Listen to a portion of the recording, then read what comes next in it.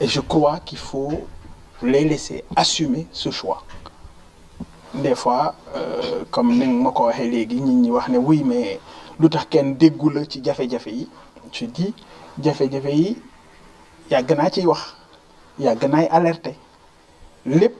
lu nekk ci li xew jamono ji ci réew mi boo gisee suma vidéo yi nit ñi di tegaat tey mel ni vidéo yu bees la donc la ma ci jublu woon rek mooy artu wax nit ñi ne lii dana am ci réew mi ñii kat nii la ñu mën a doxale seen xam-xam fii la toll seen doole fii la yem am nañu yéene mais mënuñu waaye nag day toll benn moment il faut ñu bàyyi leen ñu doxal boo seetloo bi ñu leen falee dès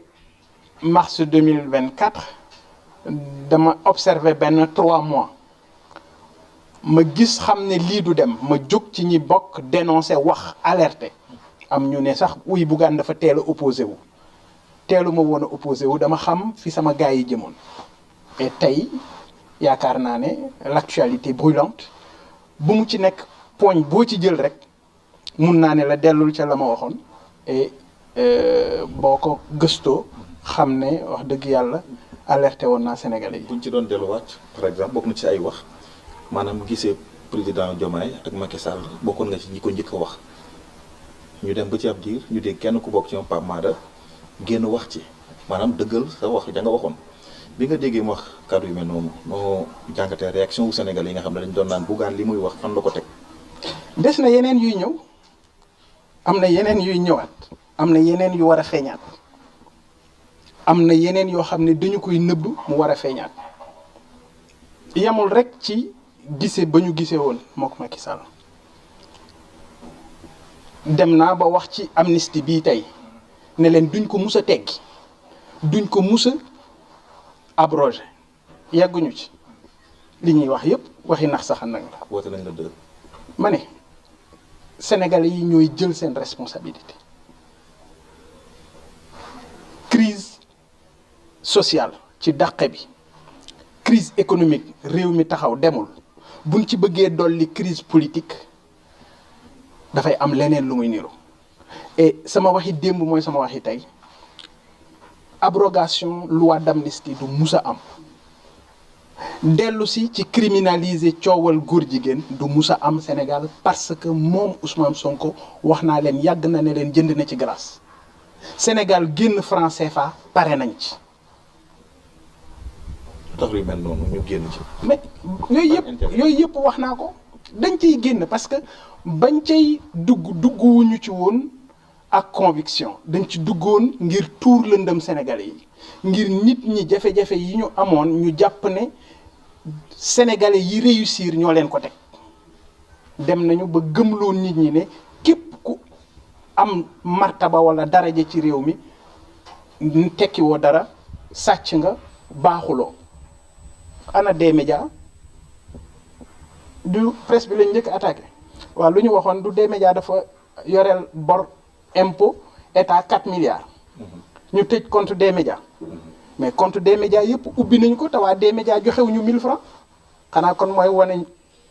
la may yàgg di wax ne dañu ñeme tuumaal ak sosal doomu aadama waaye nag bu ñu demee ba ci kanam tey Sénégalais yi gis nañu ne situation réew mi dara waralu ko lu may la ma leen waxoon ay nit ñu tële ay nit ñoo xam ne ay daggkatu juuti lañu ñu jël leen jox leen réew mi boobaak léegi ñu ngi may wax sax sànq ne wéy tukkiwuñu mais duñu tukki amuñu carnet d'adresse bi amuñu nit ñu leen jokkale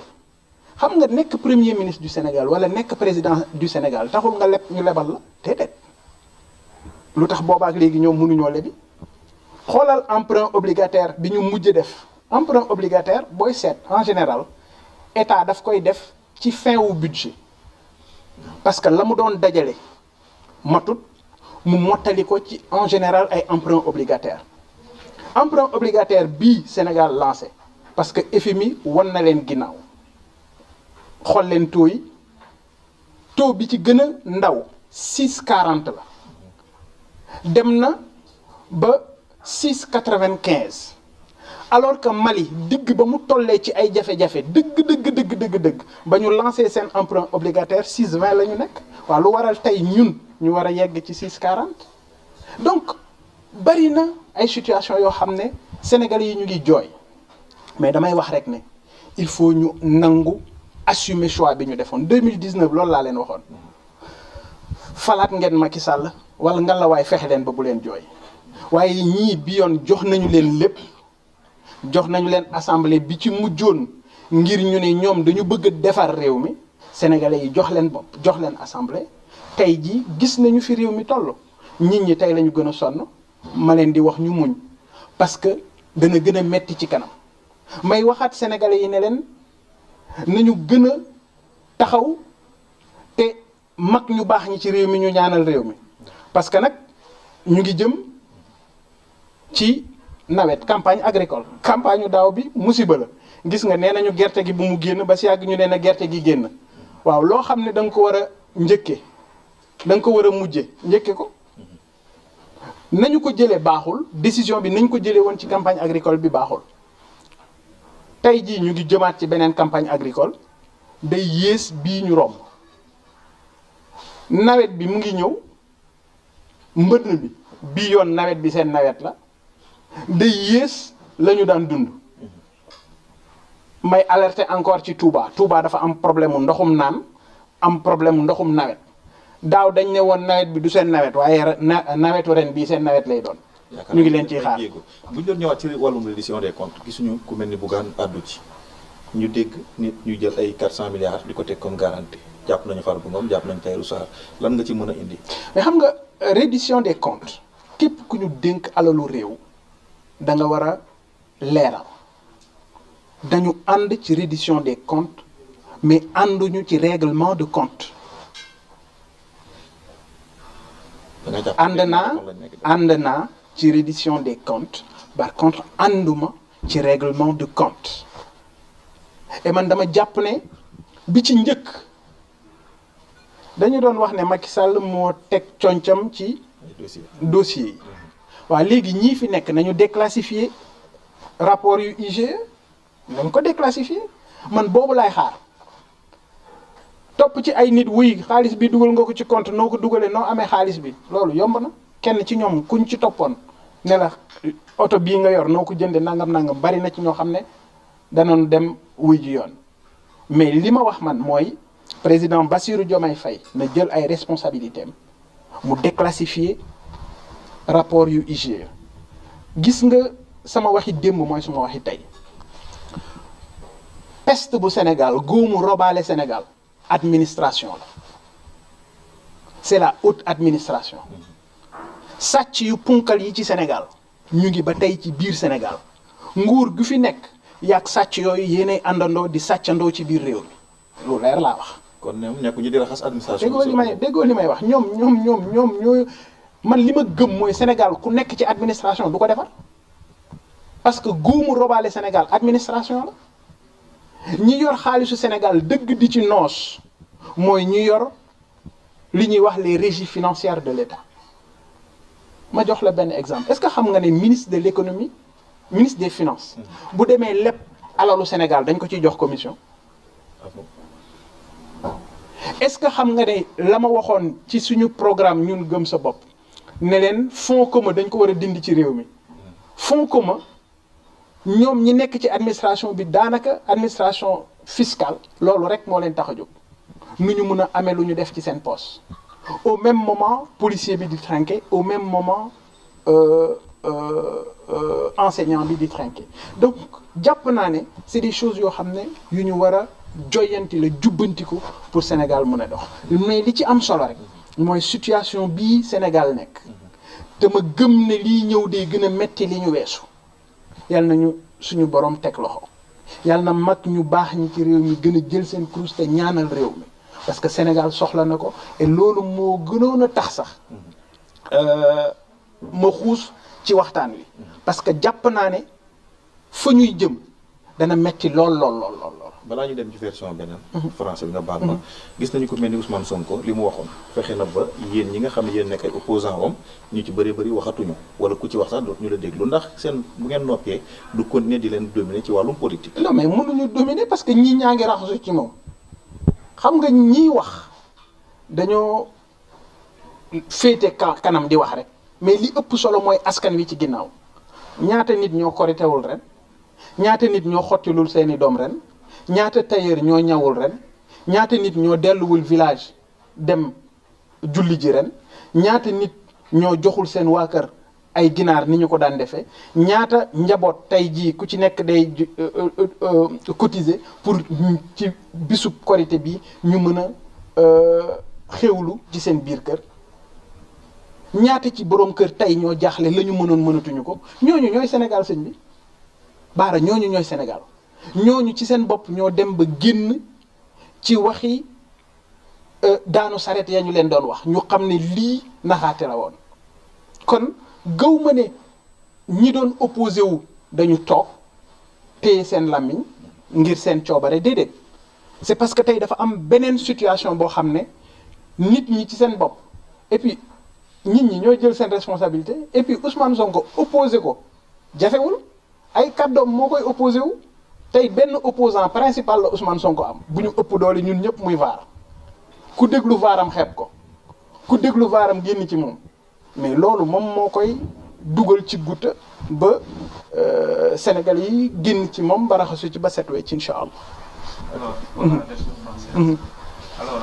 aujourd'hui, c'est le jour de Korité. Alors, d'abord, le premier message à l'endroit des fidèles musulmans. dama ciy profité également pour masawu waa groupe Futur Média parce que li dal ci seen kaw ak li ñu leen bëgg a def deltu ginnaaw la ci démocratie deltu ginnaaw la ci at yu bari yoo xam ne nit ñi xeex nañu ko pour démocratie taxaw ci réew mi xam nga parfois vous la presse da ngeen am le mauvais rôle gars yi bu ñu nekkee ci opposition dañu naan ñoom ngeen àndal bu ngeen ñoom bu ñu jëlee réew mi ngeen continuer ci lancé ba ngeen nekkoon ñu ne dafa am ñu nekk seen ginnaaw et c'est dommage boo seetloo bi fi Ablaye Wade faloo ba léegi même situation boobu la presse bu Sénégal di dund alors il est grand temps que la presse gën a jël seen responsabilité mais surtout également ñu wax justice que mu gën a mun a tëddee njaaxaanaay pour mun a def liggéeyam parce que ay nit ñëw fekk la ci sa bërëbu liggéeyukaay ñëw di la intimider ñëw di la harceler je crois que le Sénégal ne mérite pas ça le groupe Futur Média le groupe Walfadjri le groupe des médias tous ces grands groupes de presse au Sénégal et même les sites web les web TV ku ci nekk ci niveau bu mu nekk dafay contribuer ci luy defar démocratie bu Sénégal. gis nañu ay attaques ci ay piratage. surtout ci site web bi. loolu c'est tiital la. vous savez àdduna fu mu toll ci avancée technologique day laaj ay mise à jour man dama jàpp ne ci jëf ji dañ koy ñaawlu mais sur le plan technologique sur le plan informatique il faut que seen DBA yi seen ñi nga xam ne dañuy gérer base de données ñu gën a xereñ parce que nag àdduna foofu lañ toll boo xoolee da ngay gis Russie di song yeneen réew yi ci sur le plan informatique foofu la àdduna toll xeex bi day dem beneen instant ci beneen niveau guerre numérique lay doon kon bu gaa yi xëccoowee ci xalaat sottiwul il faut ñu xaar ne danañ dem ci benn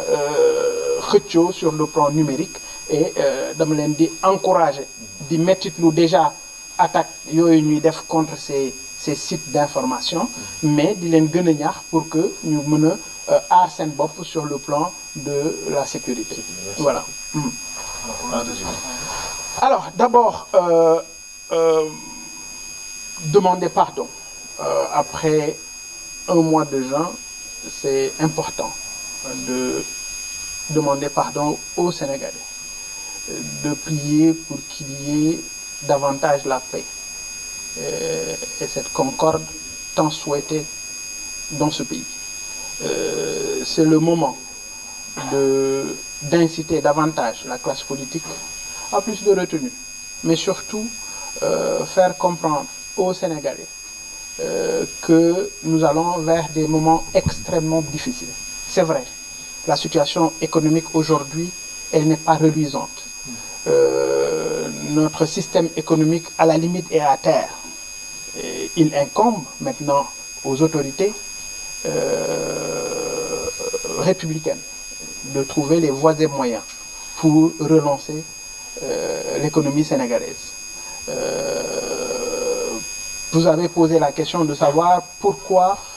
sur certaines questions brûlantes de l'actualité, on ne m'a pas entendu. J'ai dit, pour moi, il y a un moment pour faire de la politique, il y a un moment également pour se concentrer sur nos activités professionnelles. Et c'est ce que je suis en train de faire. Seulement, seulement aujourd'hui, tout simplement, de regarder mes anciennes vidéos et se rendre compte que j'avais déjà alerté sur beaucoup de choses. En tout cas, sur l'essentiel de l'actualité, je m'étais déjà prononcé là-dessus. Que ce soit la loi d'amnistie, que ce soit les rencontres entre Macky Sall et les dirigeants de PASTEF, j'avais déjà alerté sur ça. Malheureusement, en ce moment, les Sénégalais prenaient véritablement ces paroles comme des paroles politiciennes. Aujourd'hui, le temps nous a donné raison. Et je dis encore une fois, il y a d'autres révélations, d'autres confirmations des alertes que j'avais eu à formuler qui vont venir dans les jours à venir. Qui connaît de gagner le terrain politique, est-ce que ça vous arrange? Ah non, je ne crois pas que les dirigeants actuels gagnent du terrain sur le plan politique. Au contraire, je pense que le principal opposant aujourd'hui du régime, c'est la VAR. Et chaque fois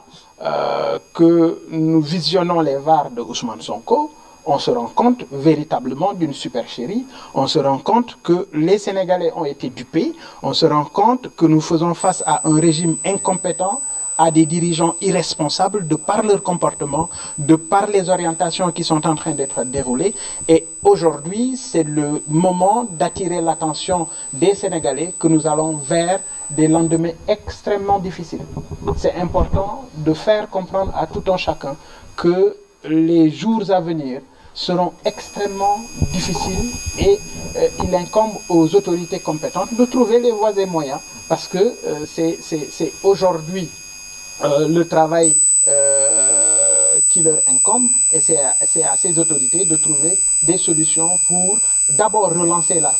l'économie qui est à terre, mais surtout prendre des orientations idoines par rapport à la future campagne agricole qui avance à grands pas, mais également la question des inondations, parce que l'hivernage va bientôt s'installer et on se rend compte véritablement des problèmes qu'on a eus depuis un bon bout de temps sur des questions concernant l'hivernage. Merci beaucoup, Président. Et le message au Sénégal par rapport... Écoutez, c'est un message de paix, de concorde, un message adressé à toute la Oumma islamique et surtout demander pardon aux Sénégalais, mais également demander à nos autorités religieuses de prier davantage pour ce Sénégal dont l'économie est à terre. Les difficultés sont ressenties aujourd'hui au niveau de toutes les couches de la population. Ces difficultés sont d'ordre économique, social, et malheureusement, je crois que le Sénégal est en train de souffrir et on n'a pas besoin d'en rajouter une autre crise, une crise politique avec cette histoire d'abrogation partielle de l'amnistie. J'avais déjà également alerté sur cette question. Ousmane Sonko et son équipe ne vont jamais abroger la loi d'amnistie. ils ne vont jamais criminaliser l'homosexualité dans ce pays, mais également la question du franc CFA. Toutes ces questions ont déjà été abordées et si vous visionnez davantage mes anciennes vidéos, vous serez davantage beaucoup plus convaincus. Je vous remercie. Écoutez, je me solidarise au groupe Futur Média. Vous savez, je suis un produit de Futur Média. Je suis parmi ceux qui ont véritablement lancé le groupe Futur Média. C'est désolant en 2025 que la presse soit attaquée de cette manière. Cette presse qui s'est tant donnée, cette presse qui a été de tous les combats. Je crois aujourd'hui, le groupe Futur Média ne mérite pas ces attaques dont il fait l'objet, mais c'est véritablement toute la presse. On a l'impression que ce nouveau régime est allergique à la presse. Rappelez-vous, au tout début de ce régime, les patrons de presse ont été qualifiés et accusés de délinquants fiscaux. On nous a dit que nous étions des délinquants fiscaux. Aujourd'hui, le groupe des médias, rappelez-vous, avait été accusé de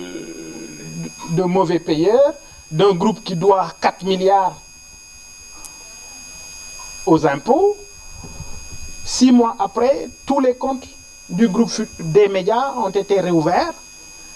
Et pourtant, si les informations sont bonnes, des médias n'a pas payé 1000 francs aux impôts. Ça ne veut pas dire que des médias ne doivent pas et ne veulent pas payer aux impôts.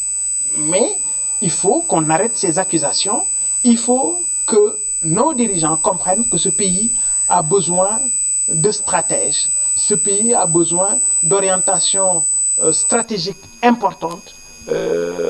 pour relancer l'économie et qu'on arrête d'accuser les gens.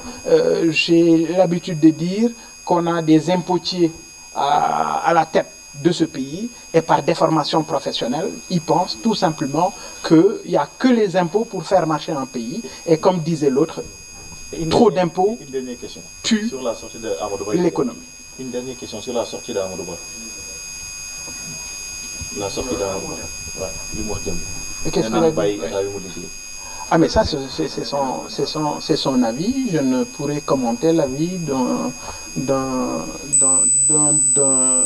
vis-à-vis politique. Amadou Ba est libre à lui de dire ce qu'il pense de ce pays. Peut-être que le moment venu, je prendrai le soin d'écouter davantage ce qu'il a eu à dire et je donnerai certainement mon avis là-dessus. Merci beaucoup. Je vous en prie. Merci.